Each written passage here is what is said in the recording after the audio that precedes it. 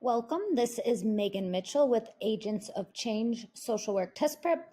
And today I'm here to talk about another study tip. And this is something that comes up a lot with people, especially people that are not learners that do best by just reading a textbook. They often feel that reading a textbook can be overwhelming, and they're just very, very overwhelmed with lots of text on a page. So today we are going to discuss active versus passive reading and how you can process written information so that you can increase your chances of success on the ASWB exam. And we're specifically going to talk about social work texts, something that's a little bit more academic based, and give you some tips on when you're studying how you can kind of break down large chunks of written information. So there is active reading and passive reading. We're going to cover what the two are. When you are reading an academic textbook or something that has a lot of intellectual content, you are going to want to employ active reading. So what is that? Active readings when we use deeper engagement with the text before we read the text, while we're reading the text, and then after reading the text. So active reading really is a process, right? There's a lot of planning that goes into it, and there's a lot of afterwards, there's a lot of reflection after.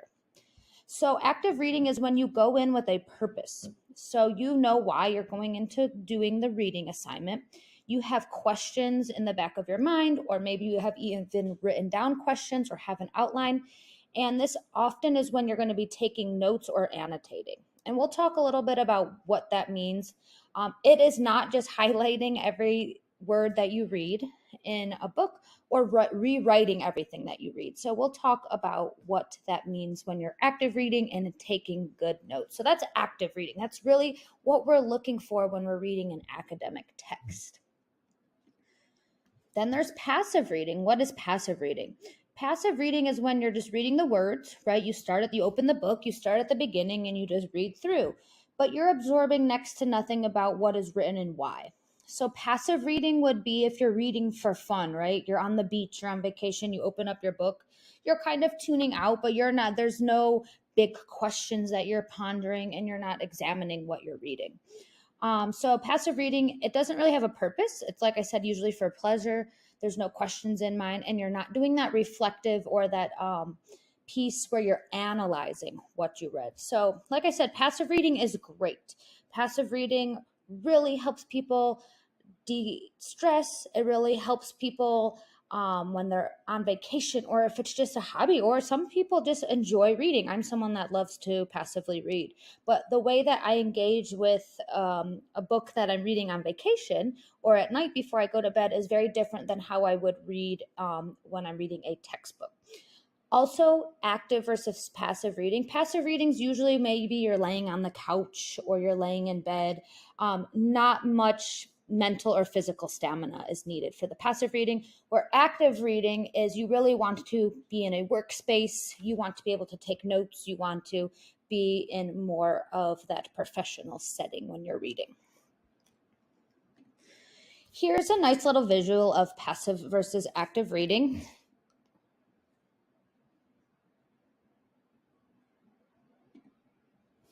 Like we said, passive is when you're reading for pleasure.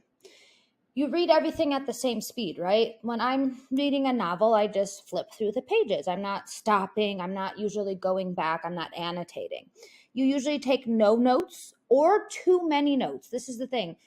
Sometimes if you are someone that's just going through and highlighting everything, I am very bad about this.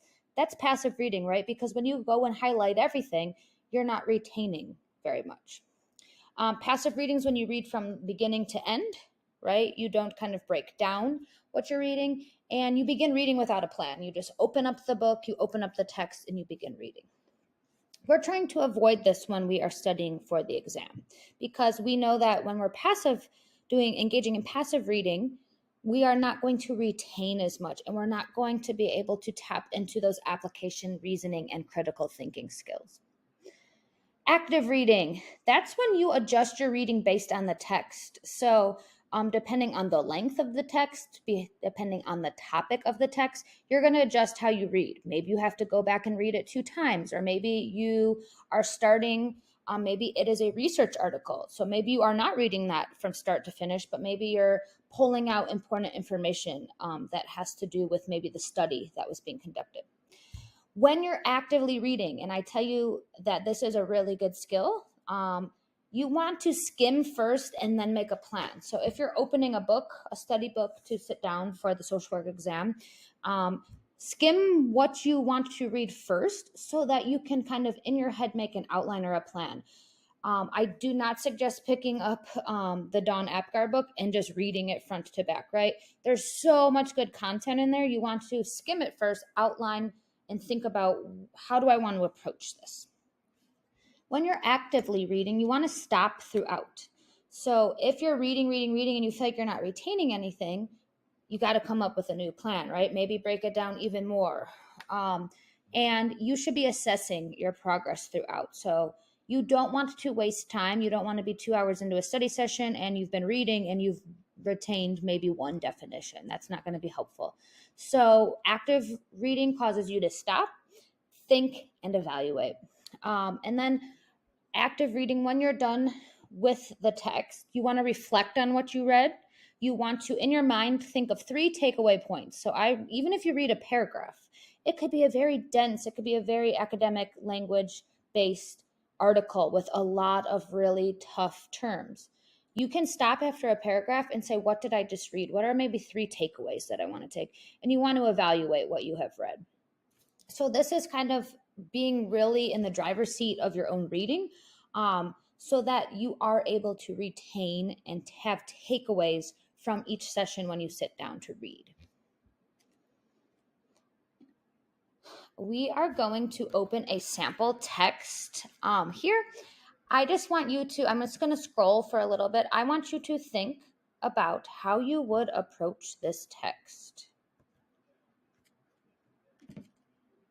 Okay.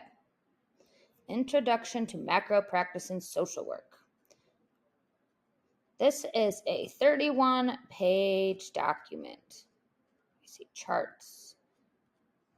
I see different paragraphs, different chapters. So I want you to think, how would you break this down? What's great about academic textbooks is they usually have outlines. So you can see here, it tells you what page numbers different chapters fall under. It's going to end with case examples. So what I would do before you even start is always look at the outline, or if there's a table of contents. That's going to really, really, really help you. So here what I would do is I would say, do you know what? Today I'm going to conquer macro practice in context. And what is macro practice? From there, I would probably get a piece of paper. I would write down macro practice. And what do I want to get from that? Like, when I think of macro practice, what does that mean? So maybe that would be a question you're hoping to ponder.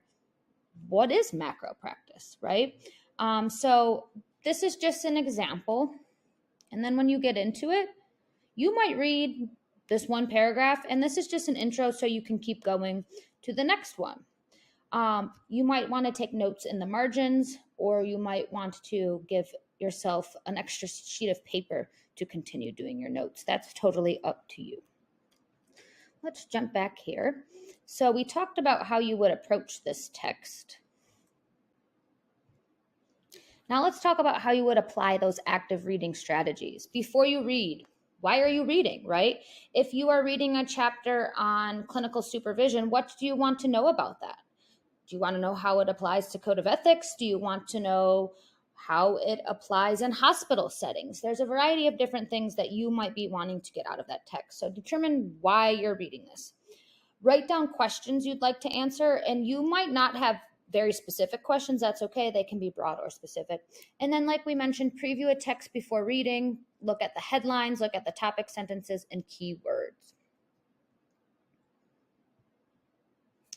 While you're reading, adjust how you read. You do not have to read every word of a textbook. Actually, in some of my grad school classes, they said when you're getting a research article, you actually want to read the discussion first, and you might read start at the end of the article first and then jump back to the beginning.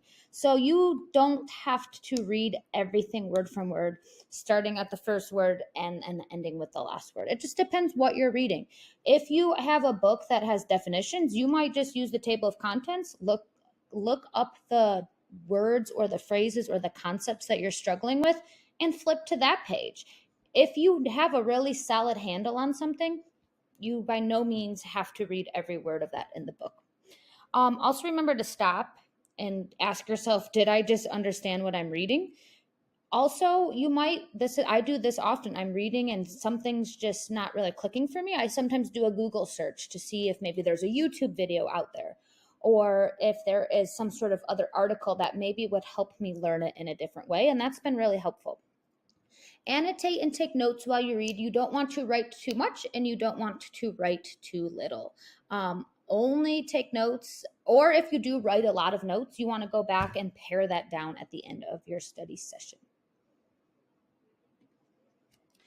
After you read, we talked about this, reflect upon what you read and evaluate, right? You should have some key takeaways from what you read. And those questions that you came in with, can you answer them now? So, do you know what clinical supervision is? How is clinical supervision used in hospitals? You can go back to your notes, right? This is for your own purposes. There's no right or wrong answer when you are reading. Why should we do active reading? There's a ton of science behind it, but basically it will help you retain the information better. I don't know about you, how frustrating it's been anytime you've sat down to read an academic text and you've been sitting there and you feel like you have absolutely no idea what you just read. When you are passively reading, you don't retain very much. So when you're actively reading, you're going to retain. You don't have to reread as much, right? Because you did that process of critical thinking throughout. You're going to comprehend at a higher level because you're more structured, right? You're not just sitting down and hoping you remember. You have a purpose. You will, like we talked about, have a better understanding. You're not just memorizing. You are taking that information to the next level. And hopefully you'll have a higher level of enjoyment because it won't seem so daunting. If something seems daunting, definitely try active reading, break it down, find something that's going to work for you.